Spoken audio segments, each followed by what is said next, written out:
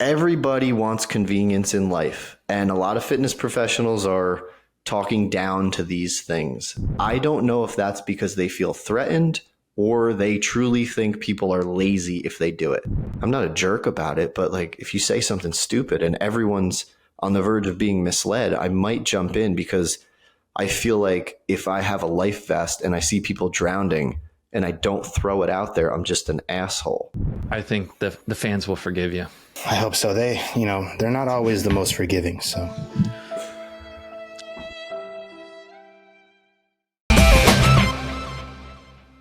Hello and welcome to Gym World Worldwide.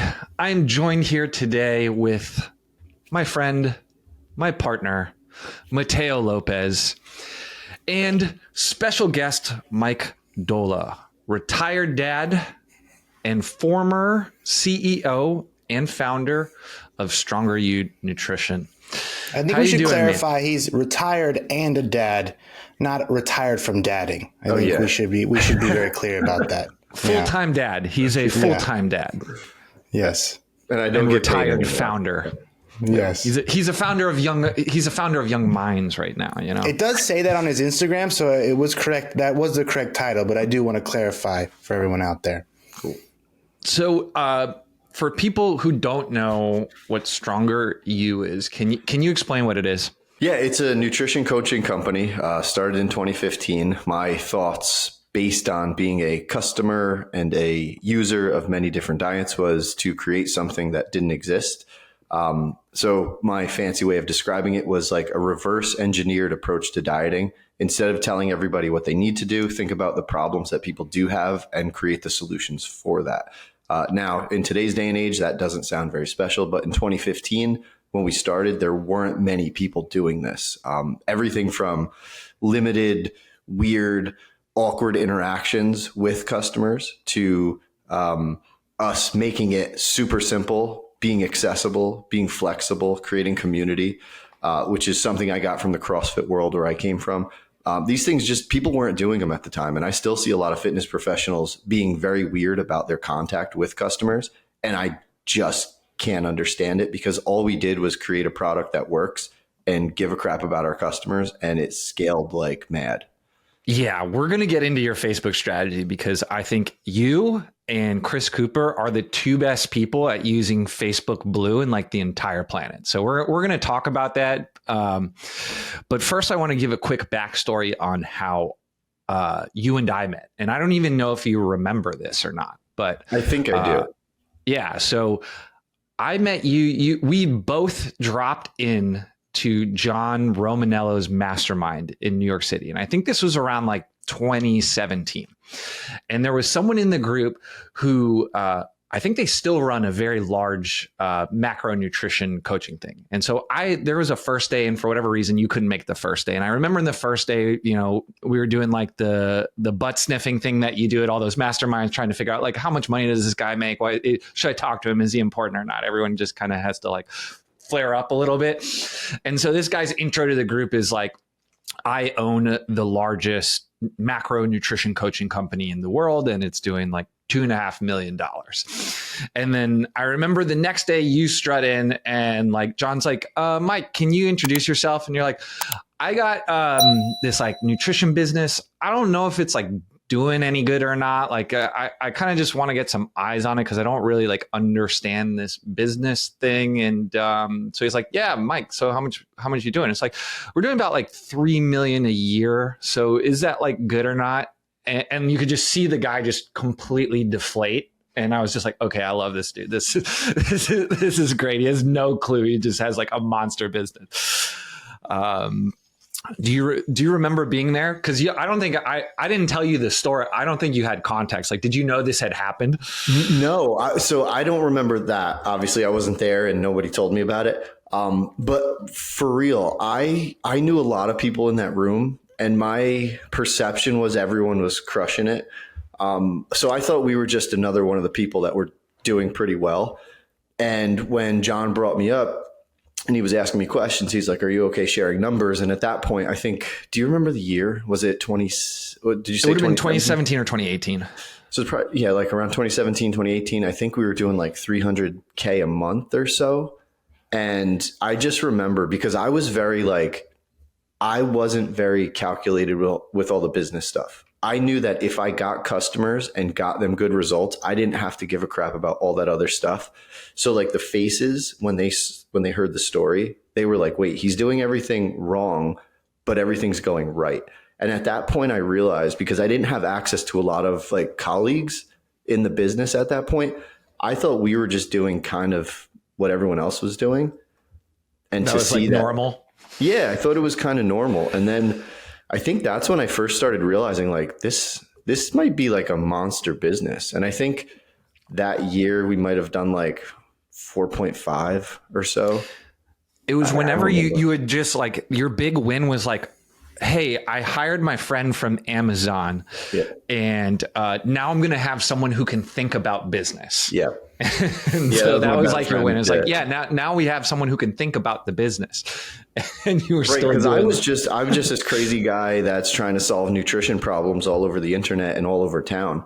And I wasn't great at the operational stuff. Like I knew some traditional business stuff, but he was my best friend working in corporate Amazon. I was like, dude, like, help me part-time. And then he finally was like, all right, I'm going to just come on full-time and we'll do this thing. And that's when things started to get really, really polished, I would say. And so how did you get your first, at 300 grand a month? I remember I've done the program a few times. Mateo's done it a few times as well. I remember it being like pretty cheap. Like I want to say the first time I did it was like $400 or something for 3 months or something like that. Mine was not that cheap, but I came much later. So, yeah, but yours might have been like $449, so it wasn't that much. Yeah, it wasn't that much more. You're right. It's true. Yeah. When I started, it was for 3 months. It was $120, and now people are like, "Wait a minute, $10 a week, basically." And I'm like, "Yes," because I had no proof of concept other than things I was saying online, no track record, and I see people charging hundreds of dollars a month, and I'm like, I'm just going to charge less and try to build up a clientele and create walking billboards and then see what happens. And it was crazy. It was a lot. Like, so I'd done other macro programs. So Mateo and I are from the CrossFit space, obviously. And so I don't want to name names, but we'd done other ones, and there'd be like, it was very gated. You wouldn't like, I think they would go on to like build stuff that like made more separation between the coach and the client, which I understand, having like done nutrition coaching within the gym.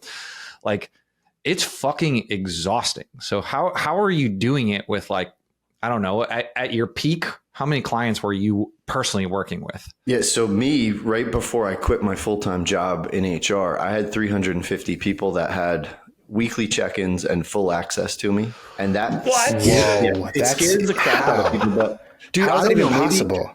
Well, I had a callus on my thumb from my cell phone. From just typing. Yeah, it was nuts. But it's like you're really good at knowing what's like garbage information and communication, and you only do what really matters. And I think like there's a point where it's like in cardio, right, or running, it's like junk miles. So like, what is junk coaching? Like I didn't do junk coaching. I communicated with people. I gave them what they wanted. I solved their problems, but I didn't waste time or I guess just my bandwidth on stuff that wasn't relevant. You know what I mean? Like I had people track and use MyFitnessPal, but I didn't go into every single person's MyFitnessPal and scroll and see their food because I knew what mistakes they were making based on the communication. So I'm not checking 350 food journals. Give me the macros, give me how you're feeling, give me the weight, give me the measurements, the sleep, hunger, all that stuff. And that will tell me exactly what's going on with the food. And the questions they ask and the trainings that we would give people, like it just made it, it made it so much easier for them. So I don't know, to me, it wasn't that crazy. 350. No, I'm assuming you were working 7 days a week, I'm guessing. Yeah. I mean, it was right. And this is the thing, like right now, every entrepreneur is trying to figure out how to work less and make a bunch of money and help a lot of people. And it was an insane grind for a while. Like it's 24/7. You're at work somehow. Like if you're not doing something in your head, you're dreaming about doing something. So how, like, are people willing to do that? I don't know. Some are, some are not. And if this is like a sport, like the people that are going to rise to the top are the ones that are training and working all the time. And I think that's what it takes, at least in the beginning. And not everyone has that luxury, 50 client emails a day. So 350 divided by 7, that's it. 50 client emails before. And I'm assuming you're doing like, hey, I want to cancel or I want to upgrade. You're doing all your organic Facebook posts. You're doing all that stuff as well, right? It was pretty much nonstop. And I have luck in this story. I had a job where I was sitting in an office. I could probably do my full-time job in 7 hours a week, and I'm messing around on a cell phone. So I'm kind of able to do two things at once. So you were grinding, you were moonlighting, but not really moonlighting. You were daylighting. Yeah. As exactly. The founder of Stronger You. Yeah. And everybody knew it. Like I was and I think this is part of the success story is like everyone wanted to support the underdog. A dude that went to community college just wanted to figure out how to help people eat better, wanted to get out of his full-time job and was very open about it and asked for help. And that's why people were like, I'm going to support this guy. He's changing my life. He's changing everybody's life that I know, that I refer to him. He's about to hire good coaches. Like, let's help this guy out. And I'll forever be thankful to these people because like our network grew just because of our customers. We didn't do all this paid marketing. And I think people are, when they hear about Stronger You, they know we didn't have to do that at that time. Well, that's one of the questions I had because I think I saw either a Facebook post or an email about that. Like you're very, it's one of the things you're like passionate about and very like, you've communicated out before. It's like, yo, we grew this without doing paid ads. So we've had guests on where people who have done extraordinarily well leveraging Facebook ads, and then there are people who just post on Instagram and have done really well. I guess was that intentional, or did it just happen by accident that you were just posting on Instagram with people before and afters and it just happened? Yeah, so it's, I think a little of everything. Like initially, a lot of my network were people I knew in real life, whether it was through the CrossFit worlds or just like people I knew from the bars years prior. So those people helping them and then them sharing their story helped. But then I was probably a little prideful about not paying for marketing, maybe to a fault. Like I liked it. I liked saying like, we don't have to pay for our customers because it tells a story that we are so good at what we're doing for people that we just sit back and they sell the program for us. But there was obviously a lot of like I'm the puppeteer pulling the strings behind the scenes. Like on a Saturday night, if I see Stronger You mentioned in a Facebook group, I'm going to pop in there and thank people and comment. And I'm not there to sell. I obviously want to, but I'm there to just be noticed. So like I'm basically flashing a flashlight like, hey, CEO founder of Stronger You on Saturday night is thanking you for thanking us. And that like, I don't know how to put a value on that, but I know just from the feedback we got that like people were talking, this CEO will go walk in the woods with you and take you to coffee and like your Facebook posts all over the place. Like it was just so fun for me at that time. I think there's a very tangible value on that in the coaching business. So the other weekend I got to go to Nashville and there was like a coach of coach thing. I got invited by Chris Cooper at Two Brain, and there was a guy there who had like 8 figures in profit from a coaching business. And he wasn't like very active online at all. But he had like literally just bought a convention center because he was doing so much in-person stuff. Yep. And like that was the crux of his strategy. He said over 200 days he was on a stage speaking, and every one of those days he would have some type of one-on-one interaction with like one of his customers. Yep. And his whole thing that he kept like hammering to the group was like real change happens in real life. Real yep. change happens in real life. And so it's so fun. And like I don't know many CEOs of companies that know their customers like challenges like I did. Like when you talk to these people in the coffee shop, they tell you everything. And then you take that back and you're like, oh, wow, that's the problem this person faces. I am not that person, but now I understand that person. And I think that's a big fault of coaches in general. A lot of coaches, we get into this field because we love working out or eating chicken and broccoli, but most of our customers hate that stuff. And when you can start to see what they're going through and not just reading it in a book, but like really like look at these people face to face and see what they say about their nightly snacking. And then you just figure out like, make it relatable and fix their problems. And it was so like, I don't want to sound like a arrogant in any way, but it was so easy to do what we did because it was exactly what I wanted to do all the time. And so how'd you figure out your like system, right? Like originally, you guys made an app eventually, but I think when I went through it, you were just doing still a spreadsheet for me. It was email on a spreadsheet, right? Yeah. We were spreadsheets for years. That was a tech stack. Yeah. So how'd you manage all that across like thousands of clients? And then were you just kind of like a macro convert? Like who taught you how to get shredded? Yeah, well, we didn't really have the best systems. Like going back, some of the biggest regrets I have is like these spreadsheets were in people's emails and just on Google Sheets and not really scraped like they could have been. Like we could have had the most amazing data in the world, but we didn't know what the heck we were doing at the time.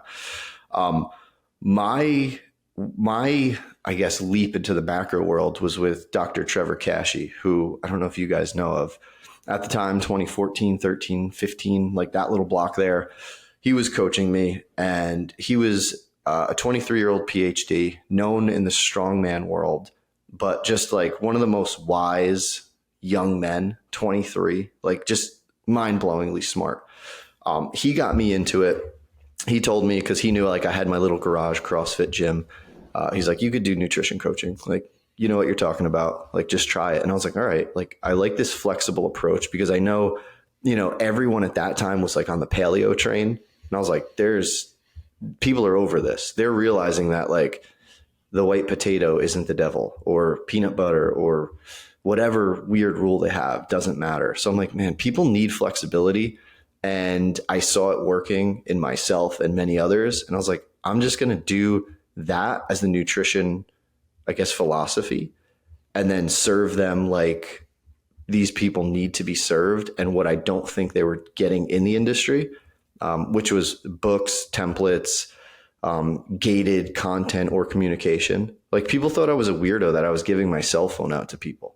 Like everyone now is like, and then we're like boundaries. I'm like, listen, I don't want this stupid job I have anymore. I will give these people attention at 11:30 at night if I have to. And sometimes that's when people needed help. Right. I think that's something like, I love that you're saying this because to your point, there are a lot of people saying like, you need to have boundaries and balance and work 4 days a week and all this. But the reality is like in the beginning, it's a grind. It literally, I don't know. You said it felt easy. To me, it felt like war. Like it was like literally battle, right? It reminded me like having kids now, you and I both have this in common. We both have two little kids. Like it's the same thing. It's just 24/7 nonstop. And you look back on it and think like, how did I go through that? But you kind of look back at it and like, it's like endearing. Like part of you misses that, but like it was like some of the most fun I've ever had. Yeah. It was some of the most fun I've ever had. But it's weird because like my training, when it's like overnight success, 10 years in the making, like my journey was like, I always had jobs where I could mess around on message boards. So I'm talking online and understanding how people are communicating online, the importance of urgency. And I just took that and put it into the nutrition world. So I was going to be doing this stuff anyway. Nutrition and problem solving is what I want to talk about anyway. So somehow I just made it into a money making venture. And I think that's where like I'm in some circles now where people are like, I want to get wealthy. I'm like, you don't choose to get wealthy. Like it doesn't really work that way. You find something you're passionate about that can maybe solve a problem, and then maybe it can happen. But you don't because you can't do this day in and day out and not love it. You know what I mean? No, you can, but you're going to burn out. So. Right. So like there were a lot of people in that 2015 to 2018 era that had like online macro coaching companies. Mm-hmm. Why do you think you guys did in the CrossFit space specifically. Yeah. So what do you think like was the separator? Like, why did you guys blow up when everybody else kind of would get stuck around the 300 to 500 client mark? Our clients got insane results all the time, and they were very happy to share them. They were happy to share them because we built like what I shared with you, many people would call a cult. Our first 1-star review was a guy that was unhappy about being told not to basically be a dickhead in our group. And he left a 1-star review that said borderline cult. So I took that, I used that as a funny post. And then people are like, yeah, we love each other in here. We want to support this. They loved supporting the coaches because many of the coaches had stories like me, working in jobs they didn't love. Then they wanted to help people and share their passion. And everyone was just like, it was like the CrossFit community in a gym, but online and in a group. And I just didn't see, because I was watching a lot of the competition, and I didn't see a lot of that. Like, it was more like, let's lift ourselves up versus lift our members up. And I don't like, this is where I need to like go back and I need to write a lot of this stuff down because I need to pinpoint exactly why. But I have this like insecurity about talking about how cool we were and how good we were. And I need to get over that because I think there's some good stories in there about how we did it. Like, we would send people on vacation just because, like, hey, share this stuff and we'll pick someone to go on vacation. And like, people are spending marketing money on ads. We're spending money on just giving it to our customers, whether it's clothes, vacations, sending their kid Lego sets, like just ridiculous shit. And that stuff is just like, it's fun as hell to do because taking care of people when you can is awesome. And two, it like just builds this loyalty that like people aren't doing that. So I don't know, maybe some mix of that. Maybe we can talk about this a little bit because one of the things that I thought I'd done a few because I was always interested in the business of it and I liked being shredded. Yep. Like your group popped off. Like there's 26,000 people in there. Like we're still in it. So you didn't have like a client group. This is like all your clients are in here, all your alumni. I don't know if it's changed since. And that was all purposeful. Like there were talks with like other people that were like, hey, let's lock this and get the people that aren't active out of here. And I said, why? These people are assistant coaches and they're our most loyal customers. I don't care if they're not paying us. They're here helping. So they're making the job. And this is kind of also how I could handle so many clients when I was coaching is I didn't have to do all the coaching. The community was like my assistant coach. People would go in there and ask a question about protein, and I basically would give them such good information that they would then share that information with other people. So it's like we're basically training our clients to do our job, which in turn created some of our best coaches ever when we hired some of these people. It's wild because it's like, even present day, it's like 32 comments on this thing. I haven't seen, I'm out of the group now. 71 comments since I sold and retired. I haven't seen any of this. Yeah. It doesn't seem as active. Like when I was in here and you were kind of like running the show. Yeah. Tips for staying on track with traveling, 42 comments. Yeah. You were getting shit that was like 1,000 likes on a post with like 600-700 comments. Like, numbers that seem insane on Facebook today. Like, and I don't know if it could, maybe the algorithms are different or my relevancy would not be the same, but like it would, and it was funny stuff like just post your dog or do this, or I would say like, how did you hear about Stronger You? Tag the person that told you, and it would be over 1,000 names commented. So a lot of this stuff is on purpose. Like I would show everybody that everyone is here because of someone else. I would show people that you are appreciated by the people that are here. And it would be a nice reminder like, hey, you haven't been in the group before or for a while, your friend just tagged you, come on in and, tag someone else. So what was the social media strategy? And like, how did it evolve from before when it was like all you just commenting on answering emails and commenting in the group? And then when I started following along your journey, I became a client in 2019, but I remember like looking at it in 2017, your media, like your Instagram was just like so clean. It was like recipe, testimonial, affirmation thing, the recipe, testimonial, affirmation, like over and over. Like, how did that come to be? Yeah, that was our buddy Tanner. That was also at the Romanello mastermind. We brought him on to do content stuff. And then we had Mason Woodruff, who was our Right, recipe Mason, guy. right. I think at that point, like before that, it was like we had like 6,000 followers. And then like when these guys came over, we got like, I think close to 50, like pretty quickly. Which again, I don't think it turned into dollars really, but it turned into like perception of like, I guess, togetherness.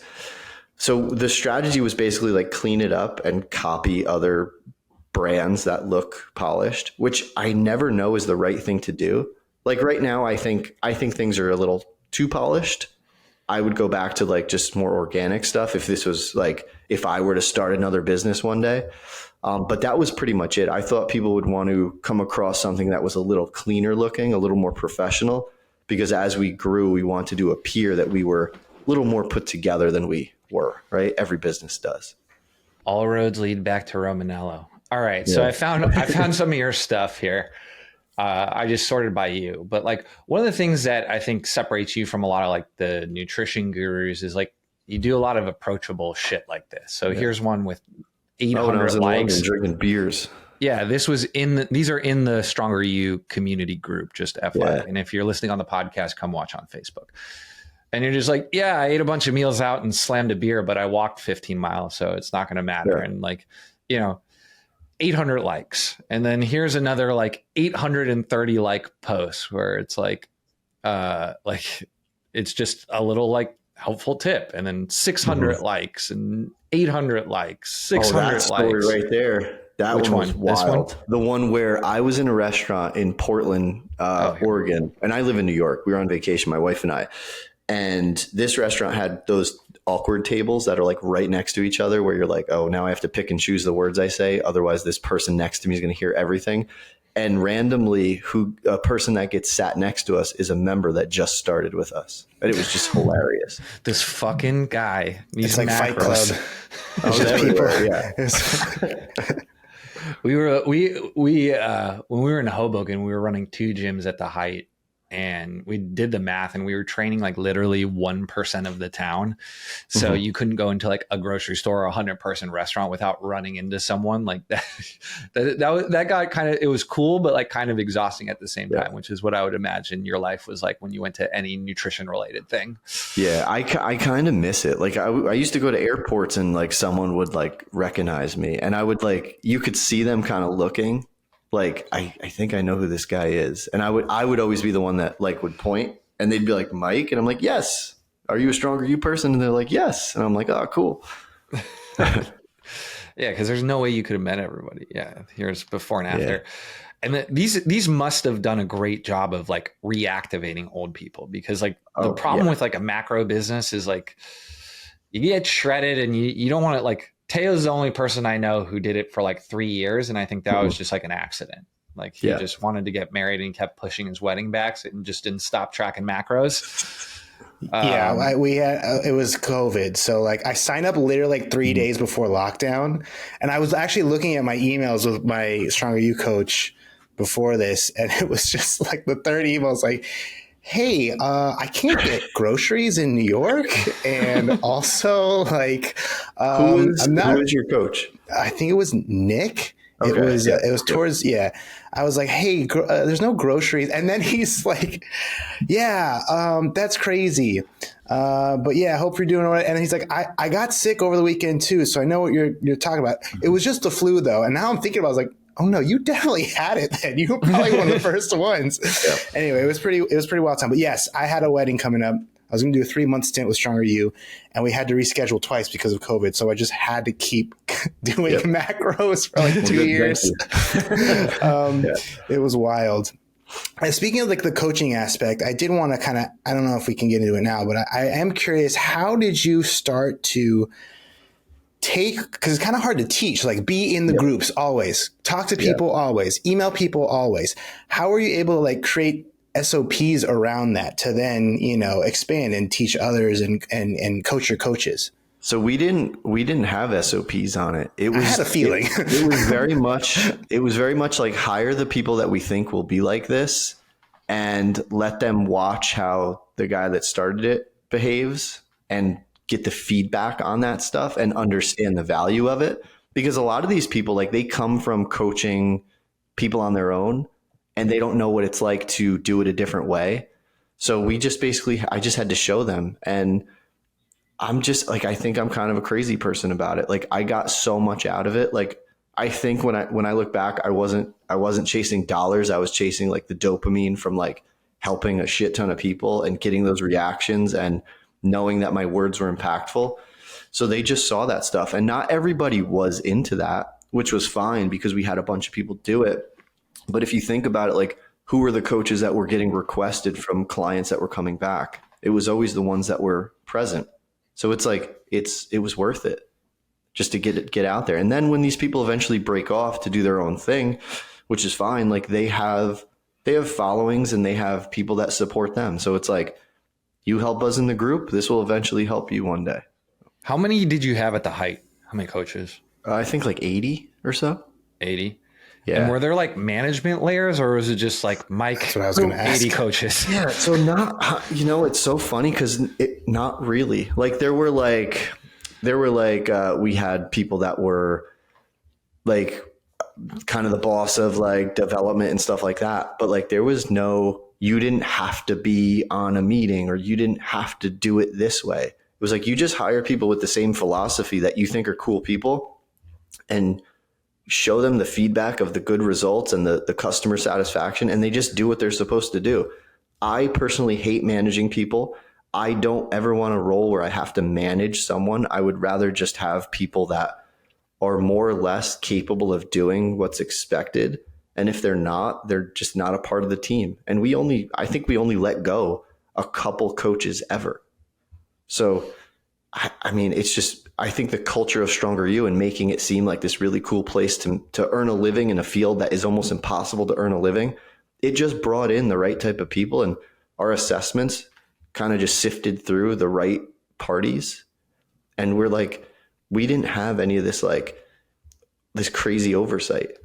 I guess, how did you do quality control then? And if you're saying I didn't need to because I just picked the best people, how did you pick the best people? How did you select? Right. So the assessments, the networks, like knowing people that knew people, like having customers that were super helpful in the group who had some amazing story themselves. Like, I knew these people would be so passionate to help others and give this to others.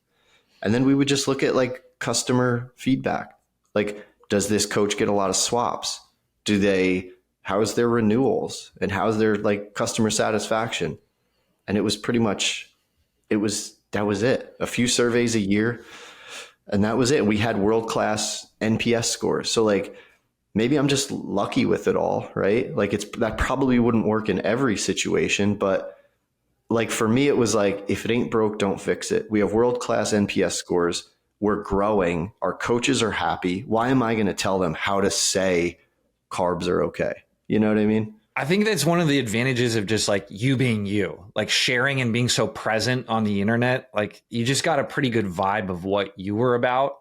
And then if you're using the group as kind of like step one of the application, which sounds like that's what you were doing, you're going to get people who are going to be like, they've already self-selected. They're going to be active in the group, which is something you probably care about. They're sharing helpful shit. They probably look good naked and like understand the product. And so like, it's one of the benefits of just being a figurehead and like establishing such a strong culture. It makes it really easy to hire. Yeah. And I loved hiring from within. Like, it's easy to learn the nutrition stuff. It's not easy to be the right person to deliver that stuff. And that offends some of the registered dietitians and PhDs in the industry, but I don't really care. Like, our people were amazing coaches. Nutritionists hate this guy. Yeah. I mean, I got tons of shit when I started. You don't know I almost didn't start because I was worried about annoying people. But so the nutrition thing is easy to copy too, right? Oh, of course. Yeah. Yeah. You were doing, especially if it's on a spreadsheet that can just be copied. You were probably north of 5 million in revenue with just the email spreadsheet model.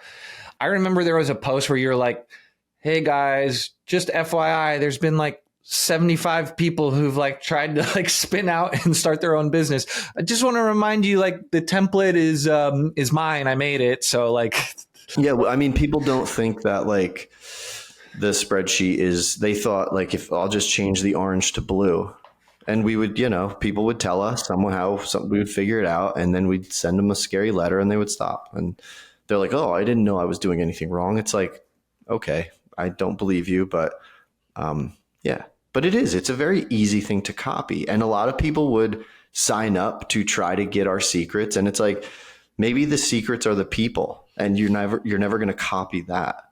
And that's like, when you look back and think about it, again, it's like, what is the special part of Stronger You? It's like maybe the crazy guy that started it and all the people that followed along, which now it definitely sounds like a cult.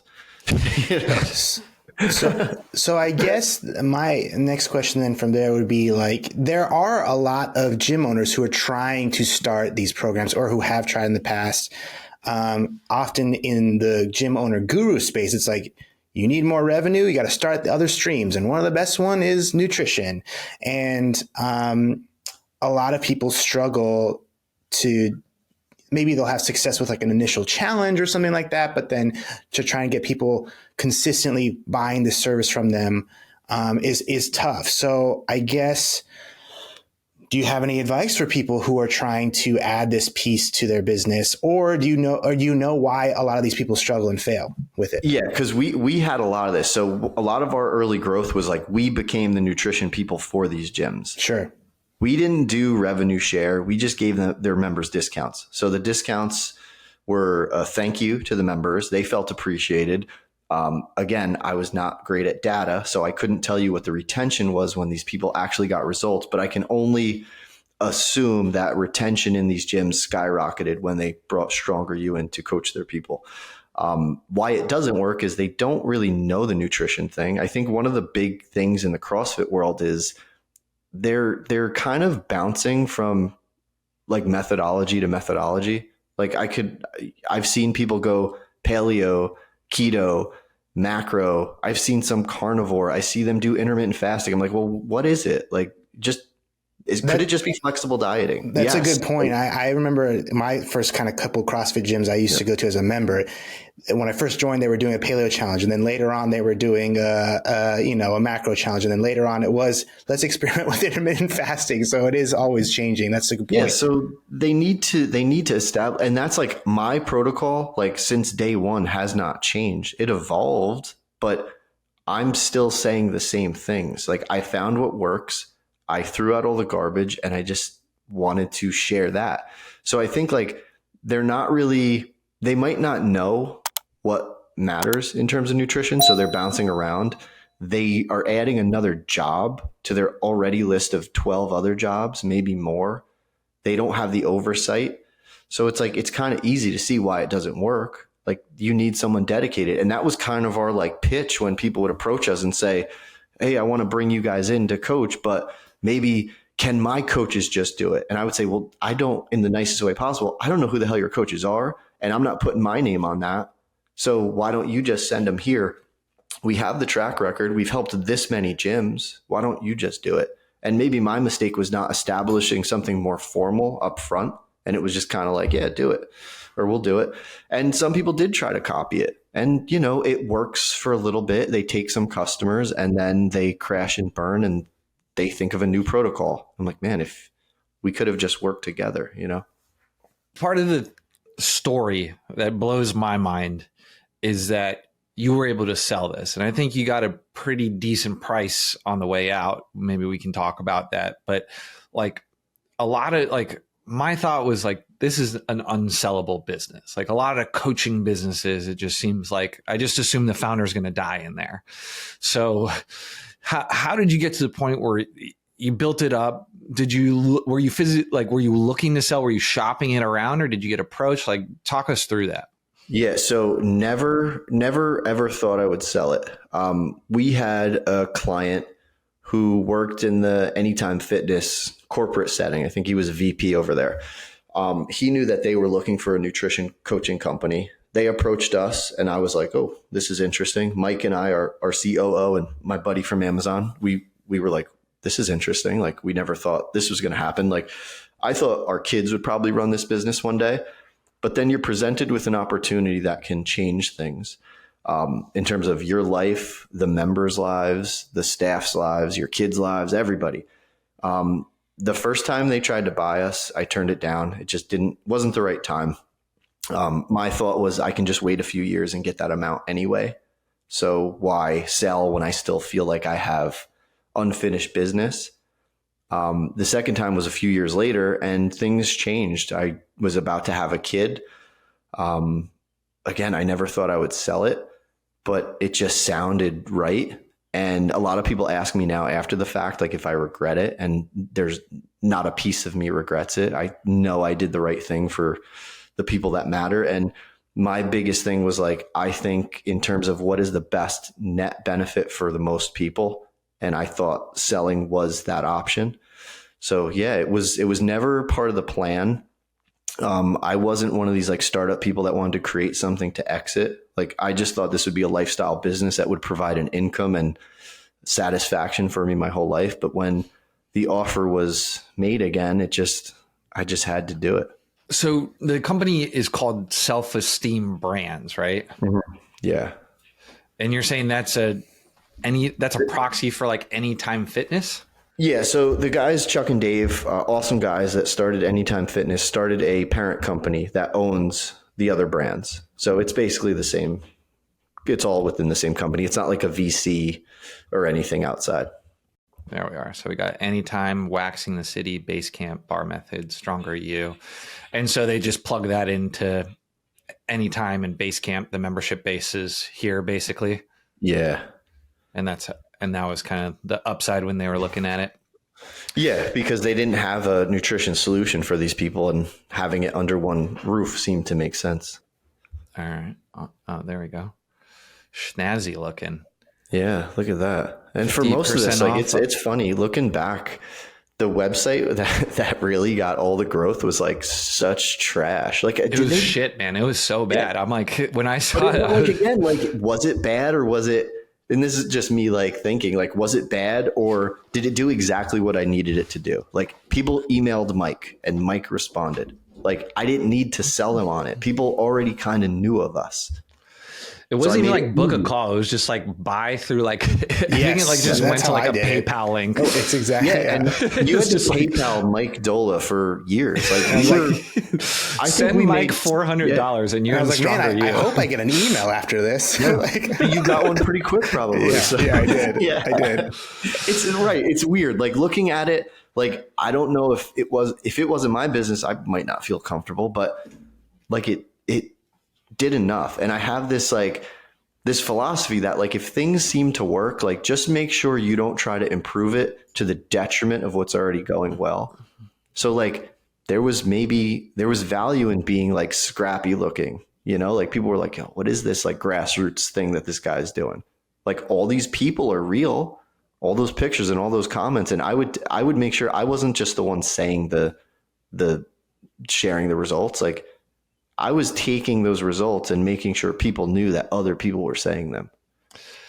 Yeah. People who are like really into business, and I definitely have this trait too. Like, you just, especially when you're starting out in the journey, you just shoot yourself in the foot a lot. Yeah. Where like something starts working, then you go into the next thing instead of like really doubling down and focusing. And I think you're kind of like self-proclaimed aversion to all things business actually just like really helped you.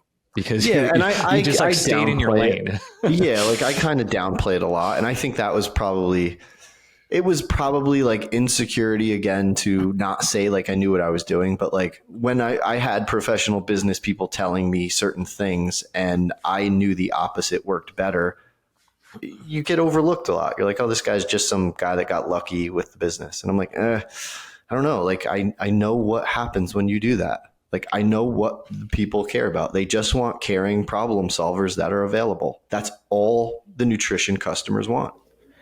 And speed to response. Like, you were just so fast. Like, that mattered. Like, just speed to response matters so much more in that game than like we were the Amazon of nutrition coaching. Like, we'll get back to you faster than almost anyone. These people are promoting they're getting back to you in 24 hours or 48 hours, like that's a good thing. I'll just answer you in like 47 seconds. And again, that's not something everybody can do. Like, that was my luck. That was my crazy. That was what I wanted to do.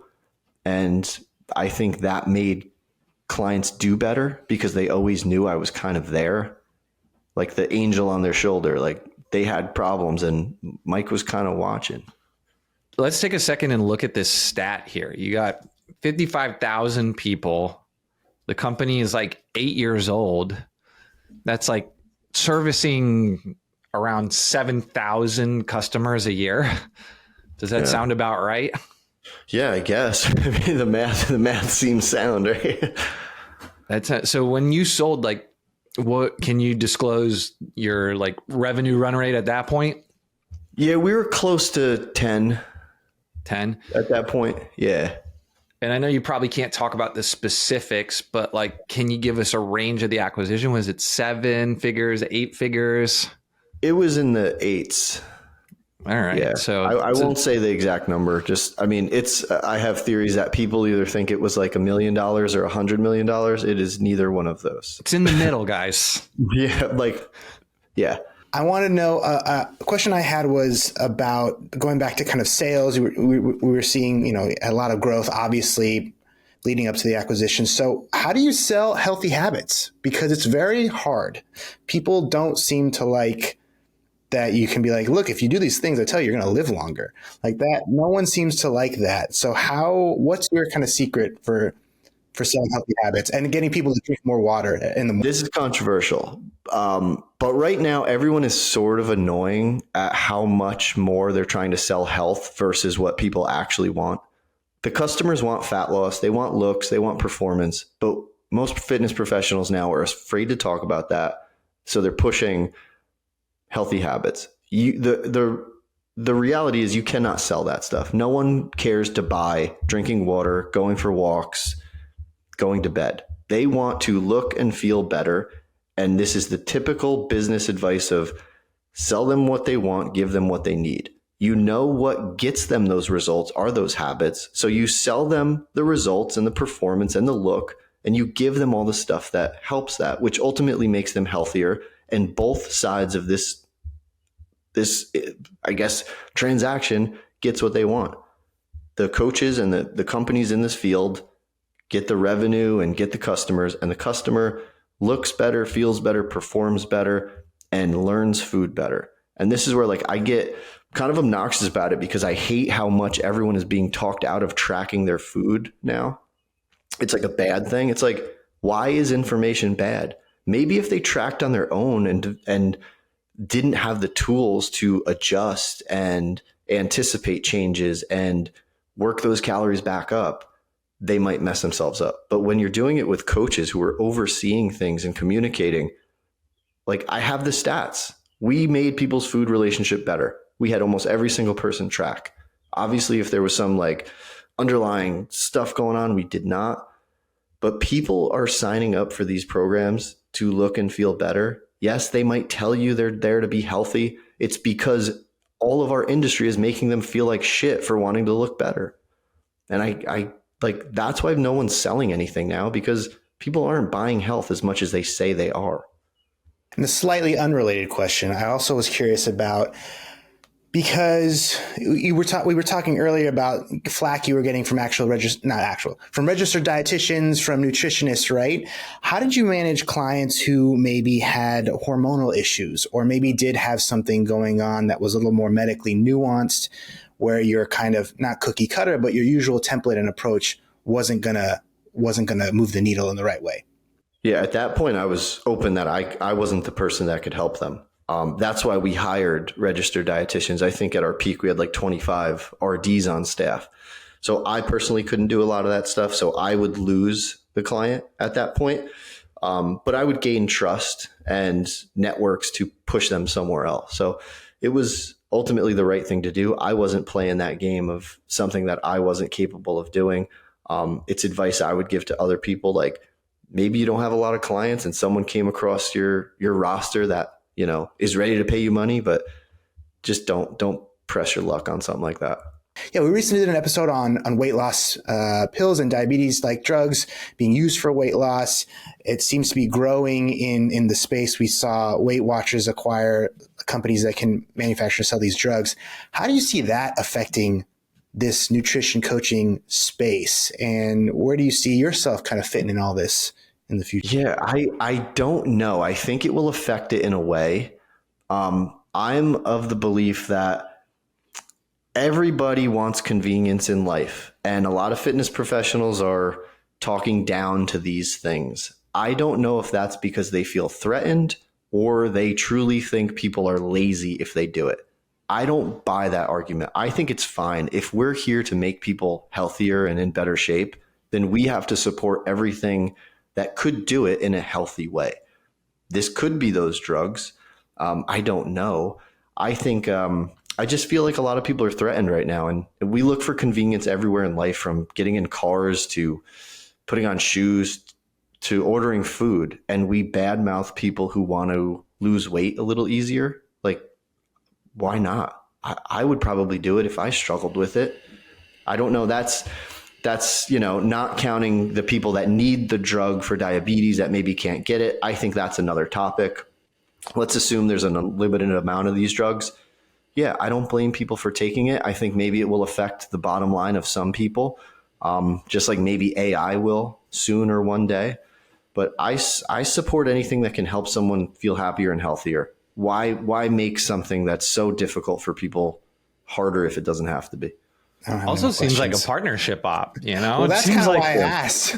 That's kind of why I was like, where do you see yourself fitting in all this? But where do you see yourself once you're, hypothetically when your non-compete expires, No, How do you feel about pairing prescriptions with, say, nutrition coaching? Yeah. I mean, it could work, right? I mean, people need to educate themselves on this stuff. I think it could work. I just don't want to see coaches talk about it like it's a lazy thing. It's like, you could distill that down to anything. And why is it any different in the fitness space? I made a parallel about like marketing, right? So all the like biz gurus on the feed are like, you're probably more in the online coach space. And it's like, I'm going to get you 30 booked appointments a week. That's what every ad says, right? Because when you need bodies in the door, you need it now, right? And that's what these drugs essentially offer. The other side of the coin is like, imagine if it was like what actually worked for you. It's like, I'm going to teach you how to give all your customers your phone number. You're going to have to post every day. You're going to have to answer 150 emails. You're going to have to be active in every single Facebook group. You need to respond to everything in 3 minutes. And then maybe in 3 years, if you write a trend right, you're going to get rich, right? Like, right. It's just a lot harder, and it may be the thing that works, but like, you don't want that. No, I talk to a lot of people. I'll put myself out there to have free conversations to pretty much whoever, if I have the time. And all the questions I always get are, how do I get clients? And I'm like, oh my God, like, let's back up. Like, are you going to do all the things that John just listed that we had to do? Because we love telling our customers that they are not willing to do what we tell them to do to see success, but we're never looking in the mirror when it comes to our own business. Because there's a lot of easy things that people could do that they just won't do because they either are embarrassed, uncomfortable, don't want to prioritize, which is what every fitness professional loves to say when people don't want to go to the gym. So how do you prioritize doing all the things that help you get customers and make them happy? Simple things, right? There's simple things. Some of them are hard because they're boring, but yeah. Right. Like, do you care? Like, I gave a shit about these people. Like, you can't fake that. So if you don't care, you need a different job. Like, it's as simple as that. Yeah, we were John Goodman texted yesterday because he's currently giving away his books on Amazon, which you are an author, a co-author of one of them. And I was like, yeah, we'll tell people about it in the Kilo newsletter. And he's like, how do I get on it? It's like, oh, we're a marketing company that doesn't have like a newsletter opt-in on our blog. We should probably fix that. Like, it's just like simple things you don't even think about. And it's way easier when someone's just like picking apart your business, because you just like, when you're grinding it in the trenches, you just kind of forget stupid stuff that's like common You only sense to see the it rest of the world. from one side. Yeah. Like you don't like you have to think of things as other people. And, we didn't have a blog or email list for the longest time. Like to think about the amount of people that leaked through our ecosystem is just insane to me. That's a 9-figure exit instead of the 8-figure Well, exit. I like to think to make myself sleep at night is if I would have changed those things, I wouldn't have been in the trenches in these Facebook groups or with the customers. So I would have been on calls figuring out who the best email newsletter company is. So. Yeah. So let's talk about your Facebook thing, because that is what I think you do better than anybody else. Even today, right? Like you're just everywhere. Your comments are on everyone's post. You engage with my stuff, and like just everyone in my network, you are there. Like, are you just addicted at this point? Was this like a conscious effort? Do you have a system you follow? Like, explain what you're doing on Facebook, because you do it better than like almost anyone I know. Yeah, I don't know. Like I'm probably in and out more than is probably healthy. But I'm not on nearly as much as I used to be, which is great. I just talk to the people that I think I want to talk to and who post interesting shit and who the feed serves me up. And it just happens to be probably people that we share a lot of common interests with. But yeah, and it takes 10 seconds to comment. You know what I mean? I mean, obviously you multiply that by 100, it's quite a bit of time, but that's it. I just see things, stuff comes to my head real quick. I type it and hit send and go about my day. So there's been no like deliberate system over time. It's just like the way you were wired just made you good for Facebook. I mean, maybe like, and again, it was probably all the stuff I did like years back on these message boards, like seeing something pop up, commenting. And it just was like this exponential, like experiential growth that once you see a comment like this, you know exactly what to say. So I don't see something and have to think about it anymore. I just say what I need to say and go on to the next thing. So maybe that's like the unique, like part of me is like, the luck is just, this is what I was supposed to do. Is I'm a relatively shy dude in person. Like if somebody asks me to speak at an event, I'm like, fuck no, thank you. I'm busy. But put me on the internet where I can just type words, and that's where I can luckily have success. So it just kind of happens, I guess.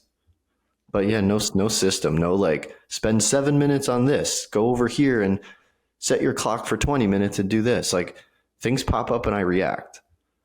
Do you think it's still like a viable platform? Like a lot of people are like, Facebook's dead. And part of me just kind of feels like that's bullshit, because I think know, it's bullshit. Yeah, go ahead. How old are most of our customers? They're not 22, right? They're probably in their 30s, maybe 40s. Like these people are still on Facebook. Facebook's making a slight comeback, it seems. Facebook is way better to have communication. Instagram is just here's what I'm doing or here's what I'm saying, look at me. Like they don't make it easy to communicate with people. The groups aren't there. The way you comment and reply to people aren't there. The tagging system, it's a fucking mess. Facebook is still the best platform, I think, to have meaningful conversations and engage with people. I've seen you on both Instagram and Facebook shit on some of the online gurus and generally practice business, generally preach to business advice. If you could talk to gym owners, online coaches, and say like, hey, here's something that you are told all the time that I think is wrong, like what would that be? I think it's debate online. I think everyone is like, don't debate people. Like no one knows who, like you're going to get judged. It's like my method is I would debate people for a few reasons. Like I would call out bullshit because I would protect the people in my network from that stuff. So I need them to know that if they look at me as someone that has done something, an authority figure, whatever, if I say this is bullshit, like you're probably going to trust that it's bullshit. I am protecting you in that sense. Now, on the flip side, when I say something online, I always have people that debate nuance, and I always try to get out in front of it, but it doesn't always work. So I would debate with that person, not just to try to change their mind. Like I knew I probably would never change that mind, but I knew there was a lot of people watching. And that's what would happen in a lot of these Facebook groups like Peloton Nutrition. It's a shit show. People over there generally do not know a damn thing about nutrition, but they comment like they do. So I will comment back like, hey, that's actually not how it works. Here's this, here's that. I don't care about, I would never even tell you who the name is of that person I was talking to. But I remember all those people that are watching and liking and supporting that, because that's a bigger audience than that one person. So yeah, it might seem like taking the high road is a good idea, but I can tell you my experience is getting into the weeds, debating people, because you start learning what these people think, what their I guess like rebuttals are going to be. You learn more about their process, and then you just have ammo to share to everybody. So like I literally turned debating nutrition into a business. I'm not a jerk about it, but like if you say something stupid and everyone's on the verge of being misled, I might jump in, because I feel like if I have a life vest and I see people drowning and I don't throw it out there, I'm just an asshole. That is the tried and true method on YouTube, particularly in like the Twitch political YouTube sphere. Debate Bros is a very tried and true method for gaining clout, building an audience, and making money. So that not checks everyone's out. gonna like you. Like there's a lot of people that probably think I'm a jerk because they come across a post where I'm like shitting on someone that they like. Or like there's even colleagues of ours that will say, like Nick Tumanello the other day is talking about how basically hinting at great trainers don't do discounts. Well, I don't agree with you, and I'm going to tell you why. And if you don't agree with that, like everything is like a gray area. This isn't math where 2 + 2 = 4. It's like maybe a discount is a good idea, or maybe partial reps are a good idea, or maybe arguing with some jerk on the internet is a great idea. You don't know. So like all these people that did something in business talk like they have the answer. Like there's no real answer for every single person in every single situation. And I think that's like, if I'm good at anything, it's kind of seeing that stuff and seeing the opposite sides of what's, the norm in the industry or others. And the algorithms is like, no, Yeah, I was about to say. Yeah. They're boosting you because you're doing the thing they want you to do. Yeah. And I suck at the algorithm stuff. Like on Instagram, I'm like, I go back in my head. I'm like, oh, I'm going to share the advice that I learned along the way. And then I'm like, oh, here's my kid. Oh, here's a Lego set I'm building. And the algorithm is like, who the fuck is this guy? Like, what are you? Who do we serve you up to? And the answer right now is nobody. So, which is fine. I have nothing to sell, so it's okay. But part of me is like, I need to stay somewhat relevant, because if I ever do get back in the field or get back into some business, like the network is going to be the most important thing to me. A lot of people, when they sell their business, get like really depressed and really bored really fast. Are you suffering from any of that, like loss of meaning? Does part of you miss it? Yeah, so I miss like the fun of like building a business and having like that interaction and knowing like I'm making a difference for people. But I also had something to retire to, which is like the family and growing children and things like that. So there's like, if I were to talk to a therapist, maybe they could be like, yeah, dude, you're a little messed up over this, but I really don't think I am. It is weird to be known as like in the community, like food dad. And then just like literally like I sold and I stayed on for like 13 months or something. And then I was like, I'm just done. Right. I'm done.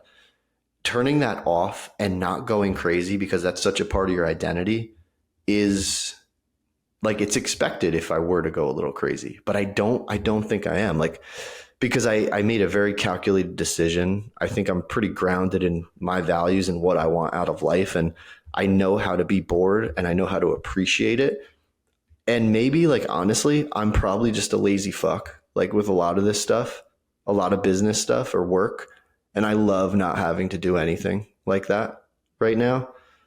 So there's nothing to really be missed, because I ultimately always wanted to do exactly this, which is nothing.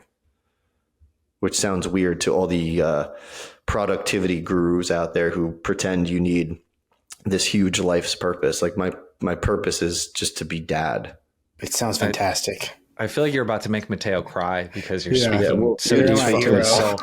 So as someone who's like taking a step back. You have space. You're still tied in. You're doing stuff like this and talking to people in the industry. But you're someone who like literally can't do anything because you're in a non-compete. Like, what are some opportunities you see, or what are some things you're seeing in the industry that you think are kind of interesting? Yeah, I think the AI stuff is interesting.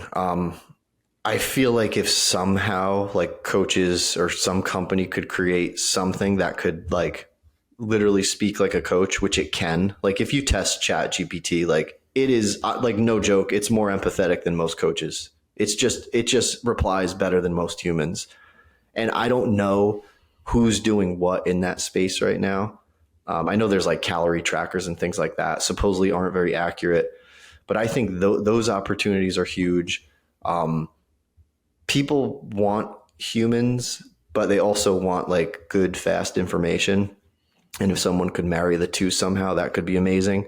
I think the pendulum is going to swing back into like people need to track and know what they're eating and focus on fat loss.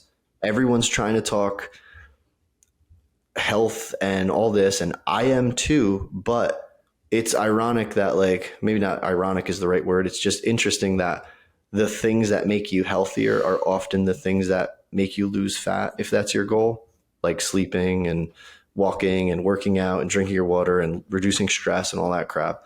So it's like that pendulum is going to swing again. I think while everybody is talking about not worrying about fat loss, I think if people got louder about it and weren't judgy about it, which we always never should be, I think there's going to be a lot of opportunity there. I still think like if all you want to do is make money, sell people bullshit, sell people too many metrics. Like I'm of the side that like, don't give people too much to worry about because it's just noise. Like you don't need to stick something in your arm or wear another wristband or a ring. Like, you know, when you're rested, like you don't need too much information. So you love cold plunges? I think they're fucking ridiculous. I mean, like, I feel like the research, it like kind of conflicts depending on who you talk to. I can't tell you if they're actually really good for you. All I know is they are probably uncomfortable as hell and they probably take a lot of time. And I'm not going to do something like that. I think that is like adding sprinkles to an ice cream cone and pretending you actually know the difference. Like talking about a couple sprinkles. Like it's just. So you think Brian Johnson doing all the tests with his body, too many metrics, tracking too many things. Super fascinating. I think he's in a place where he has the means, which is billions of dollars, and the team, all these professionals to monitor what he's doing. I just think it's a huge trade-off in terms of quality of life. Like he's literally trying to reduce his metabolic age, which maybe he can slow down with some of these methods, but ultimately, like, what are you giving up? Like I watched that 30-minute video where he showed a day in his life. That dude, no, that is not fun. No one can convince me that was fun. He pretends he likes it and he doesn't cheat. There are 15 different disorders in that lifestyle. That was kind of my opinion. You're essentially just an amoeba at that point, just like consuming, just doing the same 10 things over and over, and that's it. And Rob Dyrdek was talking about a lot of this stuff on My First Million. He was just on. Like, I think it's like this weird entrepreneurial thing where like people see massive financial success and they're like, wait, I am equalized in terms of health with all these other people. I have to be better than that. And it's like this, almost like this competition that no one acknowledges.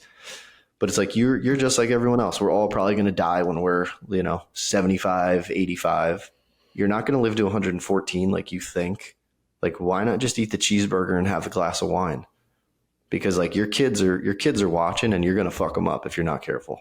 For a guy like Brian Johnson, though, like that's like his. I don't think it's a shtick for him. Well, maybe it is now, but like. But that's his life. He's creating businesses about it. Like, yeah, exactly. And there's people who do extreme stuff to be like that guy, that cowboy guy who does like a gazillion Ironmans, and there's some girl who's huge on Twitter doing like a marathon every day for a year, like crazy shit, like extreme works on the internet. Yeah. Right.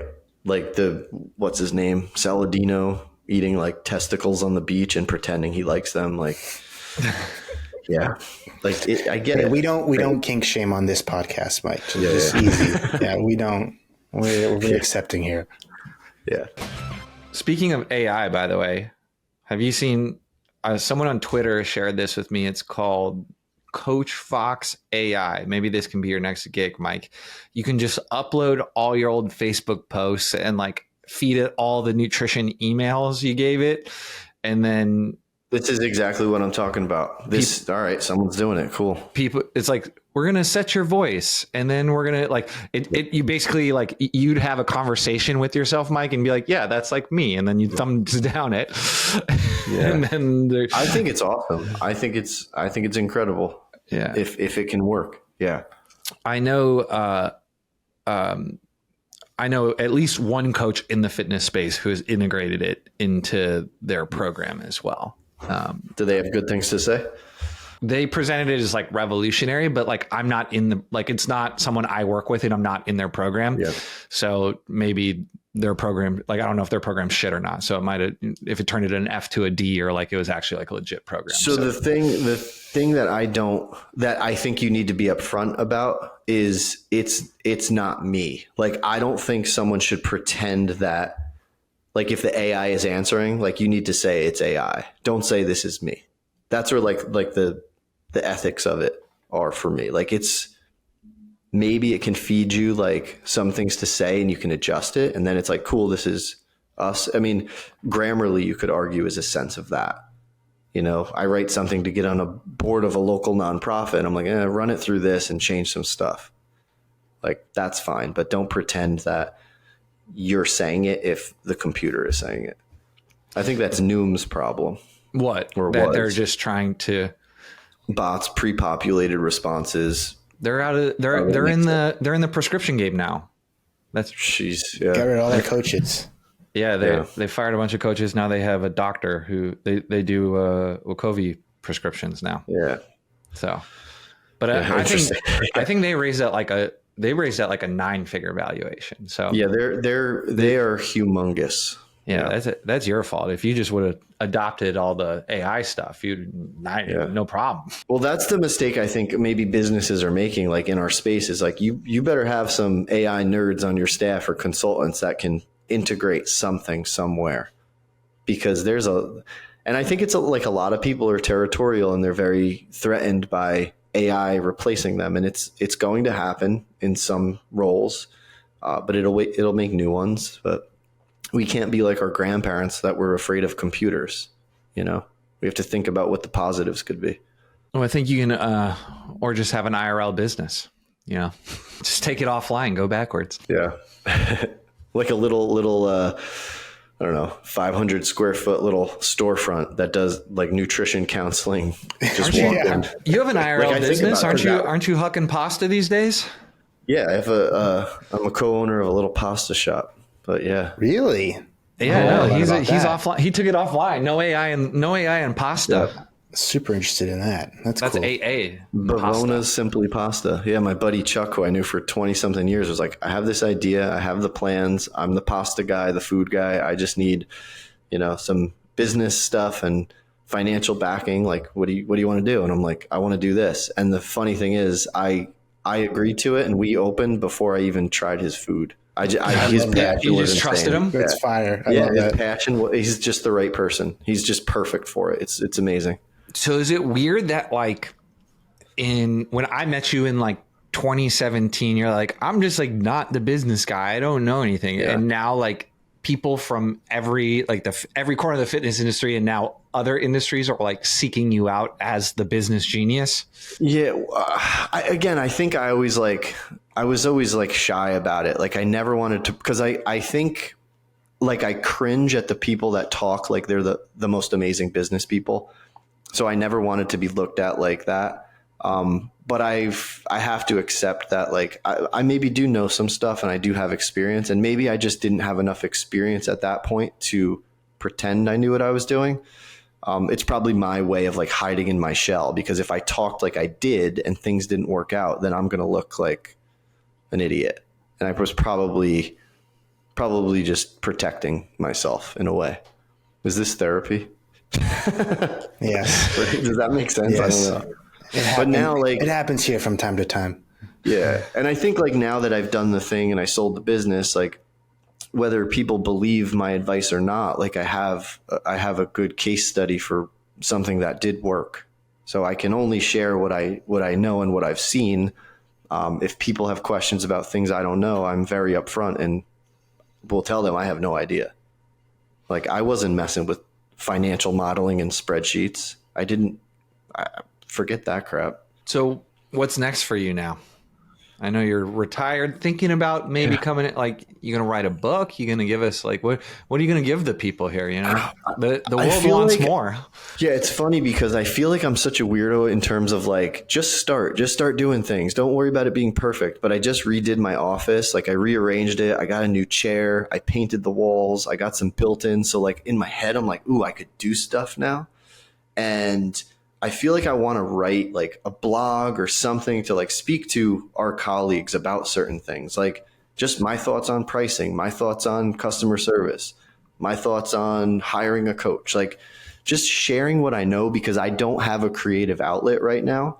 And that's the thing I think I miss the most is I went from years of everyday posting and saying things that were helpful to people. And now it's just living in my head or in a notepad, not really fleshed out. So I don't know, but part of me is probably insecure about that. And I'm like, no one's going to care. Like I'm going to have 12 subscribers and then I'm going to quit because no one gives a shit. So I feel like I just need to kind of do it. Maybe you just wanted to redo The Office. Maybe that was maybe I did just want to redo it, but I think like I'm preparing myself to like start creating and I needed like the right spot to do it. So I think I want to do it. But yeah, I'm like insecure that no one will give a shit, but I'm also like, I'm very analytical about my own beliefs. And I think part of me might just be doing it to make sure people know I know what I'm talking about, if that makes sense. But it's also like, why do I care? And so what are you itching to write on? Do you want to write about nutrition or do you want to write about building your business? All of it, like some nutrition philosophy, some business philosophy, some life stuff. And if people want to come along for the ride to see what I'm up to, like that's cool. Nothing too pointed, kind of a little bit broad, but more like if it's business related, it's mostly people in this space and just things I've seen that could maybe help some people. Here's what I've noticed, getting a little closer with John Goodman and then obviously having a good relationship with Chris Cooper. The market for trainers is like 100 times the market for gym owners. Like, so if you're writing the same content and it's focused on gym owners, it'll, for every view you get or every like or whatever, if that's directed towards like a personal trainer or an online coach, like just 100x it. So you have that online nutrition coach, which I'd imagine has like pretty broad appeal. And then you can speak as like an individual coach and also like people like us with pretty decent sized business would find whatever you had to say pretty interesting on that matter. So it's definitely a deeper pool than what we got going on here at Gym World. Yeah, that's what I'd like to do, I think. So I'll try to figure out how to do it. Do I make a website? Where do I host it? Who owns my email list? Like all this crap. So funny enough, we actually build websites for a living. I don't know if you knew that. So if you need help with that, we could help you. Just saying. I don't know if you could hear the baby crying in the background, but that's we can't help with that. But the website we could definitely help with. Yeah, we can get you. We can get you a website, but we can't babysit. We don't do that. We can't automate the childcare. That's fine. But coming soon. AI childcare, Kilo 2025. Mike, we took up an extra half hour of your time, but we were having a really good time and we appreciate you giving it to us. Where do people go if they want more Mike in their life? I guess probably just Instagram at Mike Doehla. I'm on LinkedIn, but that place fucking stresses me out. Facebook I'm on. So that's it pretty much. Use kilo.com/Mike Doehla's future blog. Cool. Go check it out, guys. Go like it. Cool. All right. You heard it here. Mike Doehla on Instagram. We'll link to it in the show notes. Let's sign off. Thank you guys so much. I appreciate your time. Thank you. That's it for this week on Gym World. Be sure to subscribe, like, and leave a stupid fitness take so Mike will argue with you in the comments. Until next week, this is Gym World.